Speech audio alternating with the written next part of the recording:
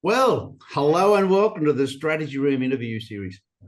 I'm your host, Pete Lawson, and today I'm joined by Kevin McCurdy. Now, Kevin, thank you so much for joining us. Can you tell us a little bit about your journey? Would you like to kick off basically with a brief background as to who you are and what you do? Sure. Thanks for asking, Peter, and thanks for having me. It's a pleasure. I'm grateful to be here and to meet everybody watching. I'm an executive and a leadership coach. I live in Northern California, and I coach mostly one-on-one with business owners, business leaders, executives, managers, people mostly in business looking to expand their potential, reach for greater goals, and remove the obstacles that they find that are in their way for getting there. My story about coaching is a story of what got me to where we are right now talking on this podcast. I've been in business. I was in business for 45 years, entrepreneur, food businesses, food distribution, started a few businesses, and then I ended up as an executive with a national restaurant service company. Mm-hmm. But the big thing about my story is that 12 years ago, I hired a coach for myself. And that's what changed everything. And that's what led me to discover the power and the fun and the excitement and the discovery of coaching. I still work with that coach today. But the important part is that 12 years ago, I pulled the trigger and I hired a coach. And I've been a client, I remain a client. And I think it's just one of the best experiences anyone could ever have who wants to move forward, wants to meet obstacles, wants to overcome challenges, and wants to really add as much value as they can to the people around them as possible. Thanks, Kevin, for that. That's great. You've actually answered the first question, which is, can you share a story of what inspired you to become a business coach? And you've just told us. Well, I could tell you why I was looking for a coach. Let's go into that. But it was first of all, I'm just lucky I pulled the trigger. We all see lots of things we want to do, right? And we don't always pull the trigger. And sometimes it's good that we don't pull the trigger, although we never know until later. But I had a new role, and I was really navigating that last step. I hope it's the last of going from being an individual producer to being a leader. And I was kind of caught in between. And I was a new COO, been doing it for 3 or 4 years. I wasn't having any big challenges. Well, wasn't experiencing any in the short term. Things were going well. I really wanted to do more. And I'd been reading about other business leaders, and I'd been exploring coaching. And I just decided that, it was now or never. And who knows what could happen. And I challenged myself, and I did it. And I pulled the trigger. And that was one of my first challenges with my coach, was moving forward in that new role that I had. Okay. So going back in time, San Francisco Seafood was your business. That was one of them. Yeah, that's right. Tough business. It was, but it was fun. It was 6-7 days a week, and we were selling the best fish to the best restaurants in San Francisco, Sacramento, Los Angeles. It was a day-to-day thing. Okay. And you went on from there to a CIO role, and here you are now, coach extraordinaire. Thank you. Okay. That's my aspiration. Yeah. Well, there's another question I've got in this area. How do you find success in your coaching practice? Well, my success is the success of the client. I'm just grateful to be doing it. I've been coaching one-on-one now, regularly for 2 years. I have not had very much client turnover. My clients have been sticking with me.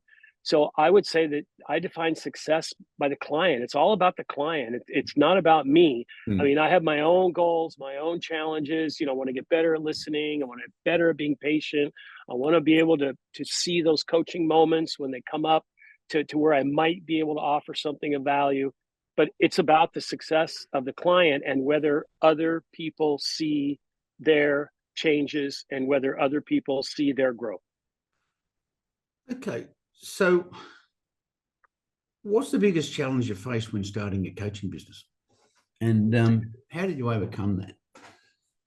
Well, my biggest challenge when I started it, because I kind of intended to, and I was involved in coaching. So on that level, being a client, it was sort of seamless. But my challenge, and the one that my coach kind of brought out for me and helped me realize, was making the transition in my identity. I wasn't a COO anymore. Yep. I wasn't a business leader anymore. I'm still a leader, but I wasn't a business leader. I had to get used to the fact that my identity was changing, and and now I'm a coach. And with that came all the other changes in my mindset that I needed to work on and still do. I had to sell my product. I had to prospect. I had to, engage one-on-one with clients. These were things that I hadn't been doing as a COO. It was a completely different role. So I had to work through that, and I have, and I do, and I did. I love it. Okay. We get a bit of skepticism in the coaching industry. So how do you handle skepticism or resistance from clients? And, what strategies do you use to break through those barriers? Well, the biggest resistance, skepticism, hesitation that I've run into so far is, and not with everyone, but with several, is the idea that coaching might be a black mark, that coaching is a correctional activity. And it can be. I don't treat it that way. And that coaching is something that someone has to do because someone else made them do it. So I try to work through that with, number one, my story, how I engaged a coach and why I did and what I experienced. But I'm also careful not to put myself, on a pedestal and make myself too separate from them. I'm trying to draw the similarities between us. And so that's how I approach that, and try to get people to see that there's no end to your journey, and there's all kinds of ways you can use to move forward, and coaching is one of those ways to move forward and do the things that you want to do that you might not even realize right away. So that's one way that I address it. I mean, there is some of that out there when you're coaching a high performer that's getting groomed, for future roles, and it's that kind of obstacle isn't there as much, because the coaching process is framed in a different way for that person. Sure.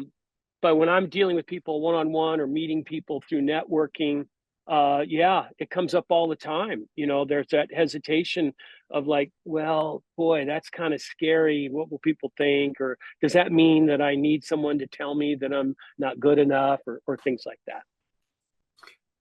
Okay. That's a great answer. But you mentioned the biggest lesson you've got with coaching was from your coach itself. But what would be the most important lesson you've learned from your clients? Well, that's a great question. That's a great question. I would say the most important lesson I've learned from my clients is to be patient. One thing I learned a while back, I learned it on the podcast Coaching for Leaders. Not to throw out a competing podcast there, but it is a fantastic one. It is a fantastic one. And I know you've interviewed some of those guys, because I know you interviewed Tom Henschel, who's had his own podcast. But what I've learned from them is to be patient, that you can, and what I learned from those podcasts too, is you can't always see the change, but it's there. And if you're not patient, you could really do things, whether you're the individual trying to grow or whether you're the coach being the partner. If you're not careful and you're not patient, you can really do things that will really hijack any kind of growth exploration. So I've learned to be more patient and be patient and be patient. I love it. There's a book actually called Jab, Jab, Jab, Jab, Right Hook.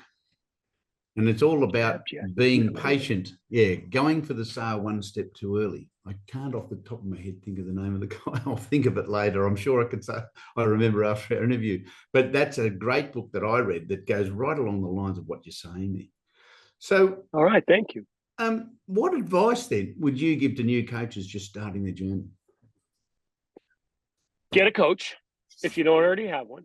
Yep. Not because you need to have one to be qualified, but coaching's a process. And when you're coaching a client, you're partners. You're not a trainer and you're not teaching them something, you're partners. So you got to be on your toes as much as you are hoping they're on their toes. So the first piece of advice is to get a coach. And the second piece of advice is to engage. And if that means, which I started doing, do some free coaching, do some volunteering. Yep. And I know coaches, I'm not doing any right now, but I'm going to get back to it. But I know coaches that always have one volunteer client. So do some volunteer coaching, get engaged, do it, move forward, and it'll come to you.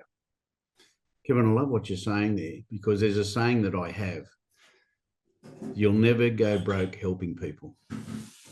Never. You'll get rich. Well, maybe not, but the fact is, it's probably one of those most rewarding parts of coaching is seeing people succeed that are having a tough time. You're right. Yeah. You're right. And there's a lot of places where coaches can volunteer and add value. I mean, young people, new business people. I mean, it's just all over the place. Yeah. Well, Kevin, thank you so much for your time today. That's the end of those harsh questions that I had for you. It was great. It was so great meeting you and learning about your entrepreneurial journey. It's a coaching journey, not been for that long, but you seem like you're a pro from Dover. You've been around for years. So thank you again, Kevin. It has been a pleasure today. And to everyone watching today, I look forward to seeing you in the next episode. So I'll see you on the other side.